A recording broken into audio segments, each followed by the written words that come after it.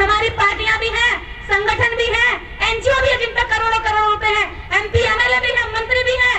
एक फंड इकट्ठा कीजिए और जातिगत जनगणना राष्ट्रीय स्तर पर खुद करवाइए, खुद करवाइए। जितने सामाजिक कार्यकर्ता और संगठन, लगभग 36 लाख संगठन है भारत में, दीजिए इनको काम, करवाइए ना हायर, इनसे करवाइए जातिगत जनगणना। आप करिए अपने आंकड़े खुद तैयार, क्योंकि सरकार नहीं करेगी। और आपकी जितनी भी पार्टियां, हमारे जितने भी नेता हैं, एक राष्ट्रीय स्तर पर नेता चुन लो। बहुत होगी लड़ाई झगड़े, हम 100 लोग, 400 लोग अलग अलग इकट्ठे करके इस समाज की लड़ाई नहीं जीत पाएंगे।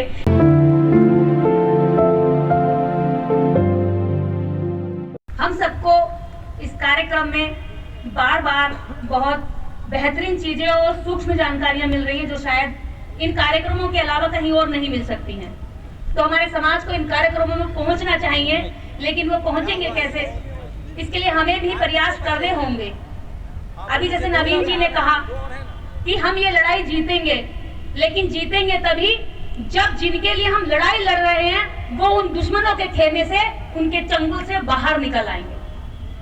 यहाँ हम जिनके खिलाफ लड़ रहे हैं, उन्होंने हमारे लोगों को एक शब्द के आड़ में, एक शब्द की जाल में, हिंदुत्व के डंके पर उन्हें जोड़ कर रखा हुआ है, जबकि वो खुद उस शब्द से बचते हैं कि हम वो नहीं हैं।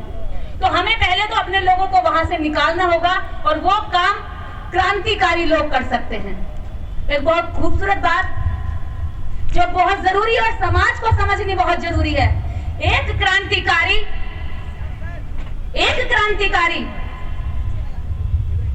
हजारों क्रांतिकारी तैयार कर सकता है और नेता तैयार कर सकता है, लेकिन बुरा मत मानना, एक नेता कभी भी क्रांतिकारी तैयार नहीं कर सकता, ना खुद क्रांतिकारी हो सकता। मैं किसी नेता विशेष को नहीं, मैं इतिहास से भरी हुई चीज कह रही हूं। एक क्रांतिकारी अम्बेडकर ने हजारों नेता तैयार कर दिए और फिर जैन समय पर खुद भी नेता बनकर संसद तक गए, कानून मंत्री बने, लेकिन एक भी नेता, एक भी क्रांतिकारी को तैयार नहीं कर पाया। नेता चापलूस तैयार करता है, स्वाभिमान मारता ताकि उसकी चापलूसी करते रहे। समाज में क्रांतिकारी लोगों की जरूरत है, नवीन जी की जरूरत है, शंभू जी की जरूरत है, गांव में काम करने वाले लोगों की जरूरत है, ऐसे लोगों की जरूरत है जो नीचे खड़े हैं, जिनकी कोई तनख्वाह नहीं है, अगले दिन इनके साथ क्या हो जाए इसकी कोई गारंटी नहीं है, उसके बाद भी ये लोग लगे हुए हैं। उस गांव में काम करने वाले लोगों की इज्जत करने की जरूरत है, जो बिना किसी नेता की भूख लिए, नेता बनने की भूख लिए लगातार काम कर रहे हैं, और ऐसे लोग इनमें भी बहुत बैठे हैं। उनकी बदौलत ये कार्यक्रम सफल होते हैं। तो पहली चीज ये है, नेताओं से क्रांतिकारी कोई नहीं तैयार होता, लेकिन क्रांतिकारियों से हजारों नेता तैयार हो सकते हैं, इसकी गारंटी मैं भी देती हूँ और इतिहास भी इससे भरा पड़ा है। दूसरी चीज ये है, एक निष्पक्ष कार्यकर्ता निष्पक्ष बात करता है, एक निष्पक्ष पत्रकार निष्पक्ष पत्रकारिता करता है, तो ये दो ही लोग नेताओं को घेर सकते हैं। मेरी हाथ जोड़कर अपील है, ये समय चापलूसी का नहीं बचा है, ये समाज एक डूबता हुआ जहाज होता जा रहा है, और एक एक करके अगर हमने बचाने की कोशिश की तो हम एक एक करके इसके नीचे दब के मर जाएंगे। और हमने सबने हाथ लगाकर उठा करके इसको बचाया, तो मुझे लगता है अभी 2024 में भी हम इसको बचा सकते हैं। तो सबको एकजुट होकर के बचाने की जरूरत है। आज केवल कहने की जरूरत नहीं है, मैंने कह दिया, उसने भी कह दिया, सब कह के जा रहे हैं एकजुट हो, लेकिन क्या गारंटी देकर जाएंगे कि ये सारे नेता एकजुट होंगे? क्या क्या जिम्मेदारी लेकर जाएंगे कि ये सारे नेता एकजुट होंगे? आज के कार्यक्रम की क्या कोई समीक्षा होगी कि हम बैठेंगे कि हाँ अगला रास्ता क्या निकाला जाएगा? हमने अपनी बात बोल दी, लेकिन हमारे समाज को क्या लाभ हुआ, हमें इस पर अपनी समीक्षा करनी होगी। मेरे सारे लोग जितने भी यहाँ बैठे हैं, बहुत बहुत दूर से आए हैं, असम से आया है, कोई पंजाब से आया, राजस्थान से आया, हरियाणा से आया है, यहाँ तक कि बिहार के बहुत सारे लोग जो बेगारी में जिंदगी जी रहे हैं, लेकिन फिर भी किराया लगा के वो यहाँ तक आए हैं। ये उनकी कुर्बानियों की बदौलत कार्यक्रम हुए हैं। तो यहाँ से कुछ रिजल्ट निकलने चाहिए। समाज को एक उम्मीद है कि आज के कार्यक्रम से कुछ होगा। 2 दिन आप लोगों ने लगाया है, समय लगाया, खर्चा लगाया है, तो इसका रिजल्ट निकालना। और दूसरी बात एक है, हर व्यक्ति लड़ाई लड़ने की बात कर रहा है, लेकिन क्या ये लड़ाई सिर्फ पुरुषों की है? क्या महिलाएं इस लड़ाई में शामिल नहीं है? किसी न किसी रिश्ते में 2 से 4 महिलाएं हर परिवार में उपस्थित हैं, लेकिन इस कार्यक्रम में एक भी महिला एक परिवार की नहीं बैठी है। क्यों? क्या ये महिलाएं उसके बाद जब तुम लड़ाई लड़कर जीत जाओगे तो फिर दोबारा से लड़ाई करेंगी? क्या अब हमें हमारा हक चाहिए? ये लड़ाई तो फिर चलती रहेगी, फिर लड़ाई चलेगी। जब आप लड़ाई लड़ रहे हैं तो महिलाओं को पीछे क्यों छोड़ रहे हैं? उनकी रैलियों में महिलाओं की संख्या ज्यादा होती है और आपकी रैलियों में महिलाओं की संख्या कम होती है। आपकी महिलाएं उनके यहाँ कलश यात्रा कर रही हैं और आप यहाँ बैठकर भाषण दे रहे हैं अम्बेडकरवाद का। अगर आप अम्बेडकरवादी हैं तो न्याय प्रिय बात करिए। अगर आप अम्बेडकरवादी हैं, हिंदू कोड बिल की बात करते हैं, अम्बेडकर की बात करते हैं, तो अम्बेडकर की उस बात को याद करिए ना कि वो कहकर कि मैं हिंदू कोड बिल को भारतीय संविधान की तरह बेहद जरूरी मानता हूं, क्योंकि किसी भी समाज की तरक्की उस समाज की महिलाओं से आती जाती है। और आपकी स्थिति आपकी महिलाओं के ना होने से ही पता चल रही है कि आपने कितनी तरक्की करी है। आपने तरक्की तो करी है, लेकिन पुरुषवादी सोच पर, अम्बेडकरवादी सोच पर आपने तरक्की अभी तक नहीं करी है। आप चाहते हो कि वो घर में आपके कपड़ों पर प्रेस करती रहे, आप चाहते हो कि वो आपको खाना बनाकर देती रहे, आप चाहते हो कि वो आपके बच्चों को स्कूल भेजती रहे और आप यहाँ पर भाषण दें। क्या महिलाएं भाषण नहीं दे सकती हैं? इस मंच पर 2 दिन ये मंच लगा है। क्या इन अम्बेडकरवादी पुरुषों के नेताओं के दिल में इतनी भी ईमानदारी और न्याय और सम्मान नहीं महिलाओं के लिए कि एक दिन के लिए मंच महिलाओं के लिए खाली कर दें कि आइए, चाहे तुम कैसा भी बोलो, टेढ़ा बोलो, मेरा बोलो, चाहे तुम जो भी कहो, जब तुम सिखाओगे नहीं, इन्हें प्राइमरी नहीं सिखाओगे तो पीएचडी करने की कैसे उम्मीद कर लोगे? इन्हें प्राइमरी क्लास में ही नहीं बिठाओगे तो इन्हें आगे कैसे नेता बना लोगे? कल को फिर इन्हें नेता बनाने की लड़ाई लड़ना, क्योंकि ये तो वहीं पर घंटी बजाती रहेंगी, वहीं पर बाबाओं को दान करती रहेंगी, वहां पर जो है एस्ट्रोलॉजर से ज्ञान पूछती रहेंगी, कल कौन सा कपड़ा पहनना है, कल क्या देना है। आप भले ही अम्बेडकरवाद की बात करो, लेकिन आपकी बीवियां तो एस्ट्रोलॉजर ने कहा कि कल कौन सी अंगूठी पहननी है तो आप वही अंगूठी डालेंगे। एस्ट्रोलॉजर ने कहा कौन से कलर का कपड़ा शुभ है तो वही कपड़ा आपको प्रेस करके टेबल पे मिलेगा। आपको अगर बाथरूम में टॉवल भी यूज करनी है तो महिला बताएगी कौन सी करनी है। भैया तो आप कर क्या रहे हो? आप सब कुछ उनके हिसाब से करके आ रहे हैं और यह उनके खिलाफ लड़ रहे हो।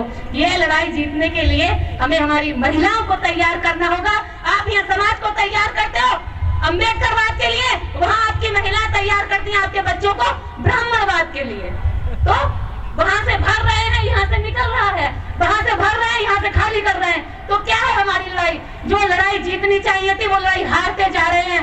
आज हर बात अच्छी लगती है मुझे, हर नेता कहता है। मेरी अपील है कि एकजुट होने के लिए बैठकर प्लानिंग करिए, सारे नेता भाषण देके गायब ना हो जाए। आज शाम को बैठे और कहे कि अगला रास्ता क्या निकाला जाएगा, वरना ये गले की खुजली खत्म की, बात खत्म हो गई, जनता ने सुना, हमने बोल दिया, बहुत कुछ भरा पड़ा है।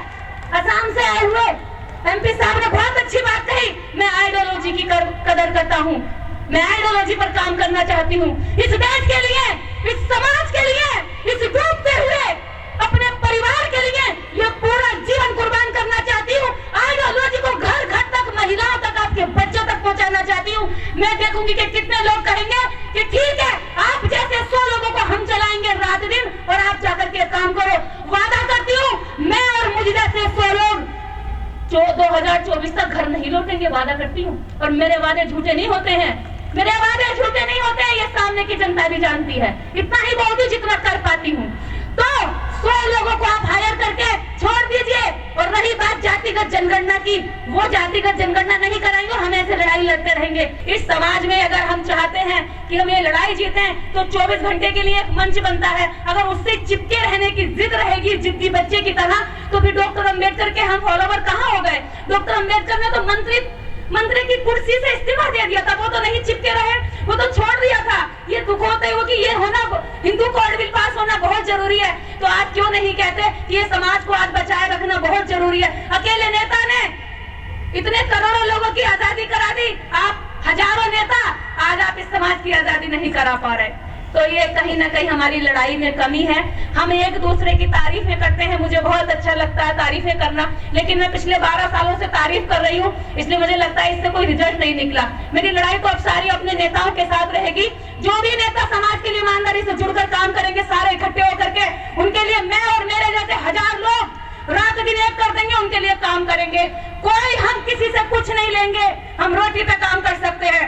और लेकिन दूसरी चीज ये है कि समाज के लिए वो ईमानदारी से खड़ा होना चाहिए। आज पार्टियां भी बहुत है, वामन मेश्राम इस मंच पर हैं, मैं उनका तहे दिल से शुक्रिया अदा करती हूँ कि उन्होंने जनसंख्या गिनती की इतनी बड़ी लड़ाई पूरे देश भर में इतनी मजबूत कर दी। कोई एक नेता उसको कहता आरएसएस का एजेंट है, दूसरा नेता कहता वो आरएसएस का एजेंट है, एक मिनट, तीसरा नेता कहता वो उसका आरएसएस का एजेंट है। एक दूसरे पे ऐसे आरोप लगा करके समाज में भ्रम फैला देते हैं और अपना अपना आदमी को मजबूत करके रखते हैं। कहां ले जाना चाहते हो इस लड़ाई को, कहां ले जाना चाहते हो इस समाज को, किस दिशा में मोड़ना चाहते हो इस समाज को। मेरी सभी इस समाज के नेताओं से गुजारिश है, एक दूसरे पे आरोप प्रत्यारोप लगाने की बजाय, एक दूसरे को गिराने की बजाय, आपका दुश्मन ताकतवर हो रहा है और ताकतवर होता जा रहा है, उससे लड़ाई लड़ने की तरीके सोचिए, उससे लड़ाई लड़ने के लिए समाज को एकजुट करिए। अगर आगे कभी भी इस तरह की जिम्मेदारियां हमें मिलती हैं तो हम सब लोग जाकर के ताकि काम कर सके ग्राउंड पर। दूसरी चीज ये है कि महिलाओं को लेकर के आप लड़ाई लड़िए, आपकी जीत हासिल हो जाएगी। ये महिलाएं, अगर हमारी लड़ाई केवल राजनीति की होती तो हम शायद बहुत पहले ही इस लड़ाई को मान्यवर कांशीराम के द्वारा जीत चुके थे। लेकिन बात इसके साथ साथ हमारे साथ एक लड़ाई और है व्यवस्था परिवर्तन की।